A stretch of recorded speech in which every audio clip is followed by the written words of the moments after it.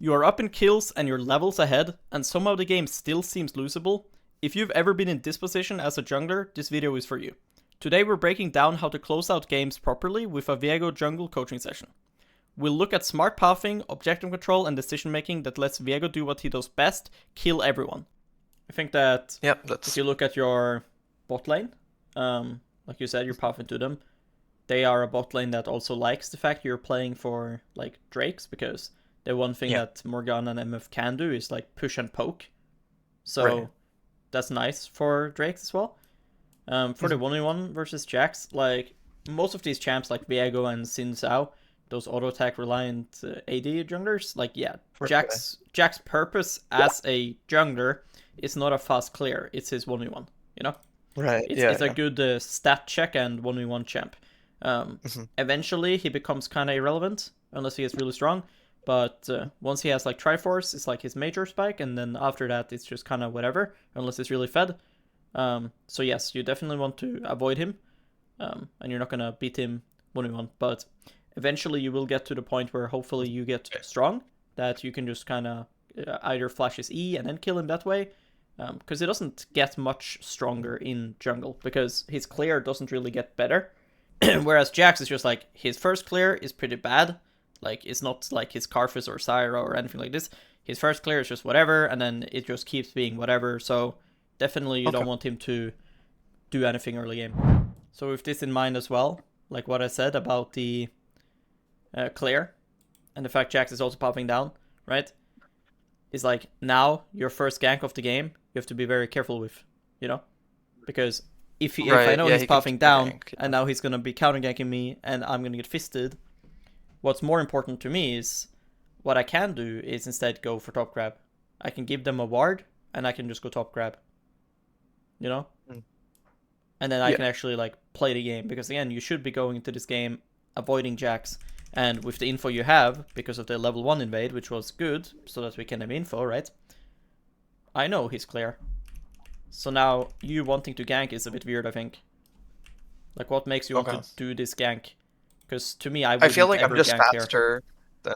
I feel like I'm just faster than Jax, so that's why I like double smited. I'm like, maybe I can look for something here. Like, since they're like pushed up so far, maybe I can get a kill. Yeah, but like, that's just because they're crossing here.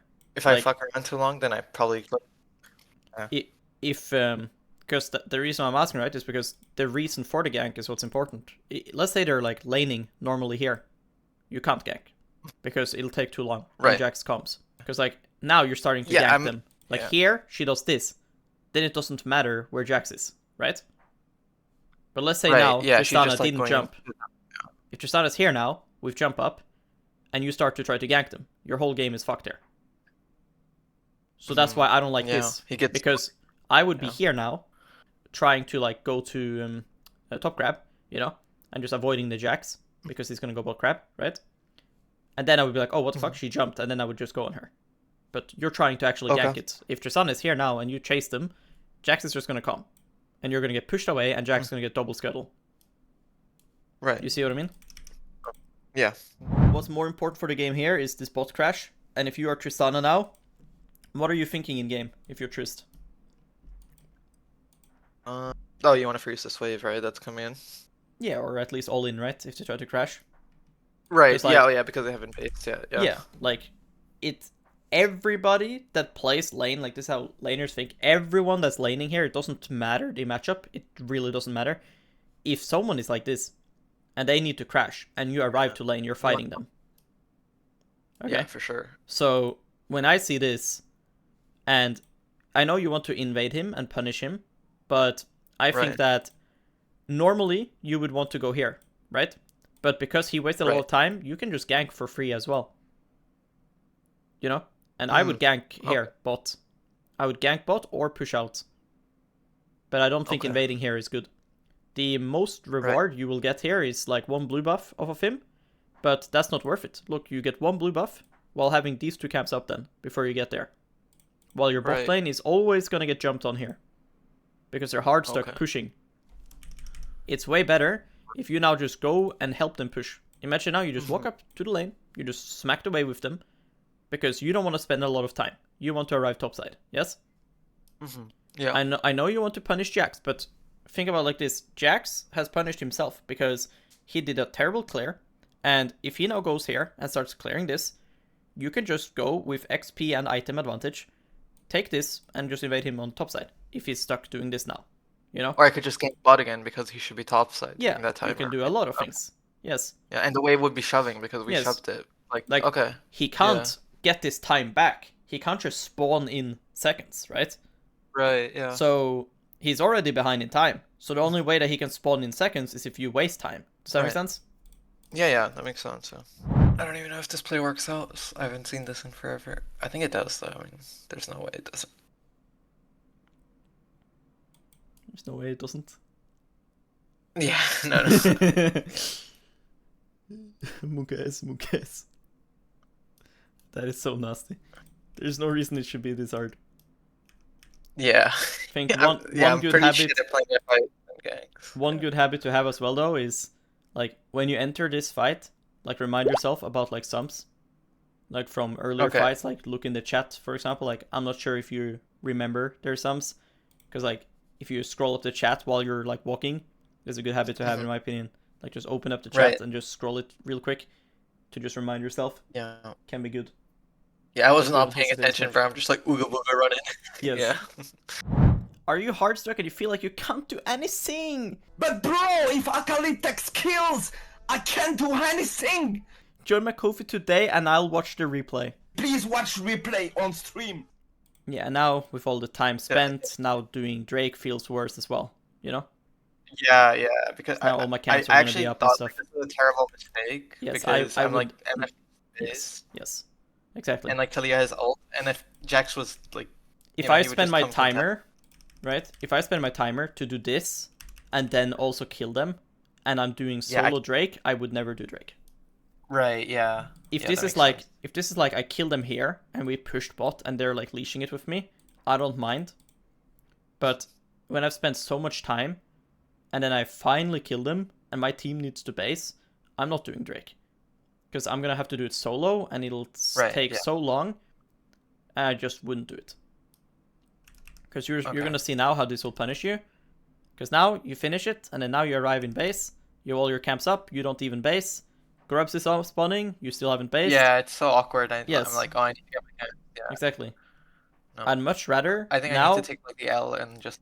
Yeah, I'd much rather now have this already done now, not do the Drake, finish this, I can then start to, you know, get 1 or 2 grubs and leave, puff down again, and I'll just do Drake at like 8 minutes, 9 minutes, and it's fine. The game's chill.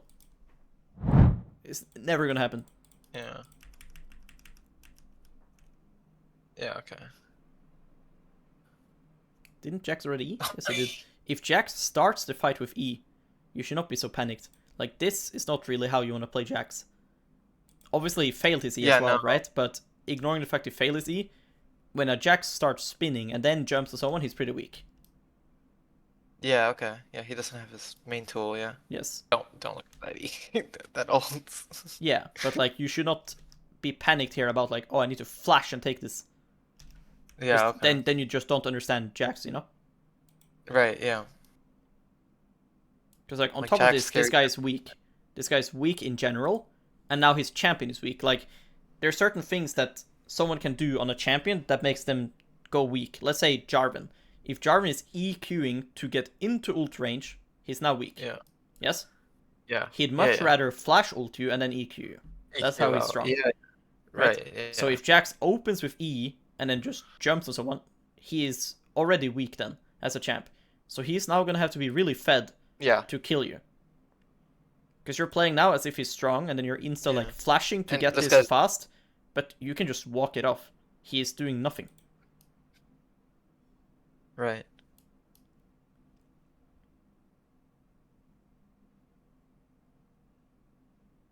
Now he has his E back, now he's a champion, you know? So like, you just don't understand Jax. Yeah. And now you're like confused because you're like, oh, his items is weak. No, he has E, right? That's the thing. Mid-game can be difficult to read. This is where our friend here started to lose the early game advantage that he got over the Jax. Let's check out what he can do better to avoid it in the future. After that, you decided to play Insta Drake, but I feel like if you're Jax here, aren't you basing? Yeah, probably. You should probably right? base. Like, he's basing, and right now he's actually, like, back in the game. Like, now the game shifts a bit, in my opinion. Because right now I think you we have gave him no... double, not down. Yeah, like, he's actually strong now from base. And Diana is pretty Yeah. useless now. Like, Diana is quite ultra-lined. So I don't like that you insta-open here. Because first of all, Jax is there before you. Yeah. If he wants to be. So he's already taken the crab. Now you're insta-rushing it. But why? Like, look at your champions. MF, ultra-lined. Diana, ultra-lined. Has no ult. Veigar is a champ that can perma-fight. Your ult is kind of useless. You know? Like, I said with Prio, like, Prio has tiers, right? There's Victor with Prio, then there's Talon with Prio. There's Wukong with ult, and then there's Veigar with ult, right? Your champ don't need ult. Wukong does. But MF needs, Diana needs. And now you want to open here. Yeah, I have to look at my team. Like, for you, the best is to take top camps. So if you're going to skip this, this has to be a really good decision. But how is it a good decision? Diana has no ult, MF has no ult. Jax is up in tempo over you. See, he's alive the entire time. Right? So here he should just base, get items, and run to bot grab. And then he'll just stomp you.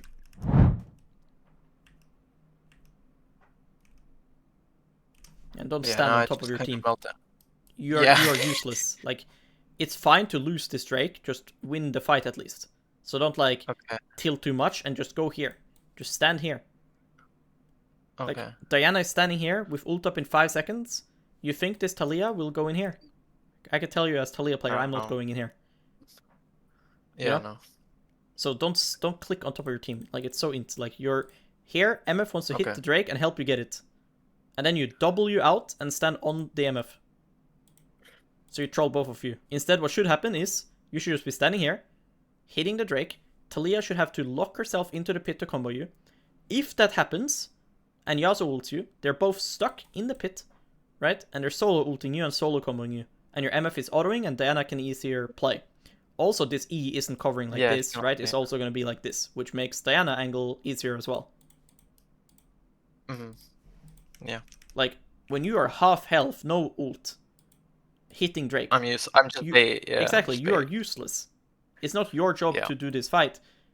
Obviously, Talia is maybe spacing bad, and maybe you could have W'd her next time, maybe. But there's still going to be E, so it makes sense that you don't want to do that, right? But why would you ever click to your team? Just be in the pit, right? Yeah. I'm just like, Veigar, like, I'm just gonna like, I'm trying to look for a reset, but, like, obviously it's like, I'm useless, I can't really find a reset here. Or, like, my team needs to do it for me, but, yeah. Yes, and now the game is lost, you know? Like, now it's fucked. Yeah. They show on top. You were given Herald. Yeah, I agree, you should fight. If you get a good fight now, you can even get tier 2 with Herald. I would start to go bot now myself. I think here, when Diana does this, and now Tristan shows bot, you should think about killing Trist. Because dealing with this and stopping her from taking the whole wave means you get this. If you now kill Talia, but Tristana pushes out bot, that does not mean you get tier 2. Think about, let's say you're let's say you're like on a road trip right now, and it's like, here is one destination, here's another. Now you have to make a choice. You need to make a choice. To make this choice, you need to look at this. If you think you can stop Trist from taking this wave and you think you can kill her, killing her is infinitely better. You see that, right? Because then you will kill her, you'll get the bot wave, you'll get the next bot wave, you'll get the tier 2. Talia is probably going to have fucked up conditions. She's going to like chase Diana and shit. MF can go bodyguard Diana, right? Let's say worst case, let's say Diana dies to Talia. Let's say Diana eventually dies.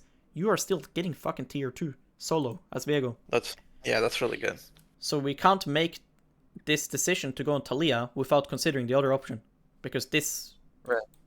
I didn't even see that in game, I think. I don't even pay attention to it, Yeah, but that's why I told you, like, here you have Herald.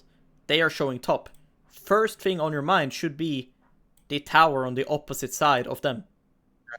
Right, yeah. Right? So that's the first thing on mind is how can I get that? So if Tristana now shows on next wave, I'm going to kill her.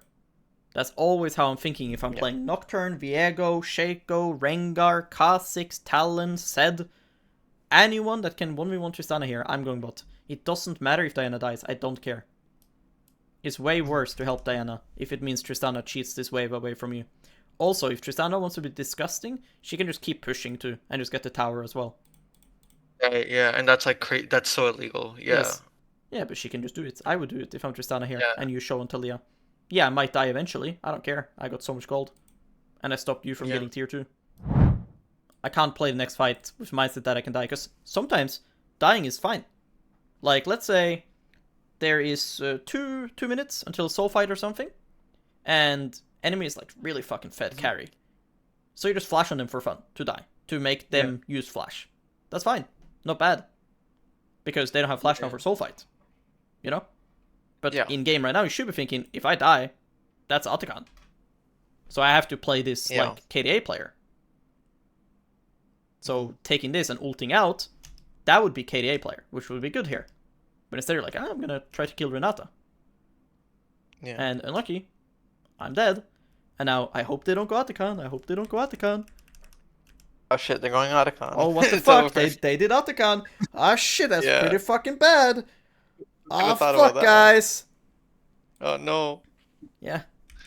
Because for sure my MF could solo stop it, no? Kappa. You know, like your team needs you. She'll ult it, bro. It's fine. Like, look at the map right now. How does MF help? Like, she can't. I think the moment you died, you should just give up and go top again. You know? Like, now it's just about trading. Like, the moment you die, like, it's gone, bro. It's gone. And I fucking died to the Jax anyways. Oh yeah, I do. I mean, you also stand on top of MF again, because you're like, yeah, I gotta steal the Drake. Yeah, I'm gonna steal the Drake. Watch you make it unplayable for her. Because now both of you... Yeah, 4 second smite, and you're trying to play for steal, so you stand on top of MF. Yeah. It's completely fine to let them have the Drake. Like, you need to think, in moments like this, when we're all grouped, and they're hitting objective, as long as we get a fight, that's all that matters. If they get this Drake, but we ace them, right? We're gonna get bot turret after. Like, it's really fine. But you're like so tunneled on the actual Drake, like, the Drake really doesn't matter that much here. If they get the third Drake of the game, but they get aced and they lose this, then we are gonna win the Baron fight, because we have so much gold. And then with that Baron, we're gonna push them into their Nexus, we're gonna get the next Drake, so they're not gonna get soul. Right, yeah. For next fight. Like, right now, the first thing on my mind when this happens, unless I think I can chase someone and kill them, I'm just like, can I cheese in an item? Like, can I just go and take away somewhere and just quickly get the item? Like, is it possible? Sometimes yes, sometimes not. Best is, of course, you should have blast gone over here and killed Talia. But, like, in the game, you didn't see that angle, so who cares? But that's what you should have done. And now at this point, if you can't chase them, because, like, let's be real, she's out now. Unless she recalls in the bush, why would she do that? Imagine you're Talia now, right? Why would you ever base here, right? She should run far. Yeah. Yes? Yeah. So if now you can cheese your item, it's way better. Because we need to maintain control here. But instead you spend so much time chasing, and then you never ever based. If you now start to base, it's too late, because they're spawning. Make sense? Like, we have to stay... They're throwing Arc Baron. Yeah. Yes. Like, if you are going to base, it has to be when they're running away, so that you can still arrive in time to, like, keep vision and hold bushes. If you're gonna chase like this, I wouldn't ever base. Like, look now. Now you're leaving to try to base, right? Like, here you're playing to set up a reset. Yes? But that's bad. Why aren't you setting up for base here if you want a base? You don't have time to do it now. There's no point of this. Because, like, imagine here... It doesn't make sense if I do this. Imagine they didn't do what they did. Let's say they do the more normal thing, because what they did was pretty smart. But let's say they do the normal thing. Let's say now they're arriving on mid, and they're pushing.